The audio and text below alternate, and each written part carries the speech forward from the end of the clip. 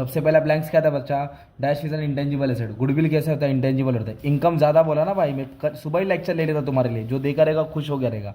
Surplus है, decrease in value, value क्या होता है, डिक्रीज होता है तो प्रॉफिट लॉस के डेबिट में आता है। और डिसोल्यूशन एक्सपेंस रियलाइजेशन के डेबिट होता है, कैश बैंक के क्रेडिट होता है, कैश बैंक के क्रेडिट होता है। नोटरी पब्लिक गवर्नमेंट ऑफिसर, कौन सा ऑफिसर, वो गवर्नमेंट ऑफिसर है। काय शुभम कसा काय, अभी क्या बोला है, कंप्लीट द फॉलोइंग। इधर बच्चे लोग का मिस्टेक हो रहेगा, ट्रेडिंग अकाउंट क्या आ, शुभम बोल जल्दी क्या आंसर है।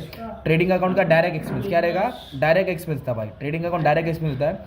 इनकम और एक्सपेंडिचर अकाउंट नॉमिनल अकाउंट होता है, कैसा अकाउंट होता है, नॉमिनल। डिसीज पार्टनर का जो भी रहता है वो लायबिलिटी में शो होता है, किधर होता है, लायबिलिटी में।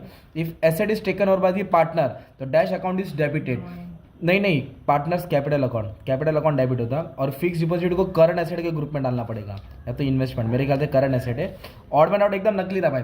सबसे पहला क्या आएगा, इधर सैलरी आएगा, क्या आएगा, क्योंकि बाकी सब ट्रेडिंग का था। दूसरे का क्या आएगा मालूम है, रेंट आएगा, क्या आएगा, रेंट, क्योंकि बाकी सब एसेट है। फिर इसका क्या आएगा बच्चा मालूम है क्या, इसका आएगा मशीनरी, क्या आएगा, क्योंकि बाकी सब तुम्हारा लायबिलिटी था। इसका आएगा नोटरी पब्लिक, ये सुबह ही पढ़ाया था, इसका आएगा लोन।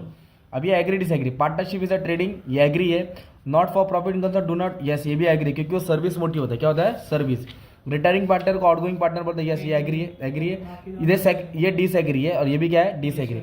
और एडमिशन का सम सब सॉल्व करा दिया था, एडजस्टमेंट इधर एडजस्टेड वाला आया था बच्चा, ओके।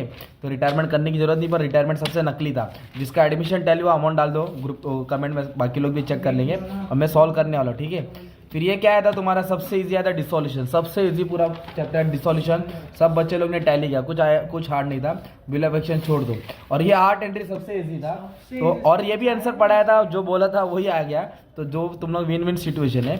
और फिर लास्ट में डेथ का था, तो डेथ का सम भारी था भाई, डेथ का जिसने सम सॉल्व किया है, 4 साल का प्रॉफिट था, 4 से डिवाइड करके 3 से मल्टीप्लाई करके उसके रेशियो डिवाइड करने का था, राइट।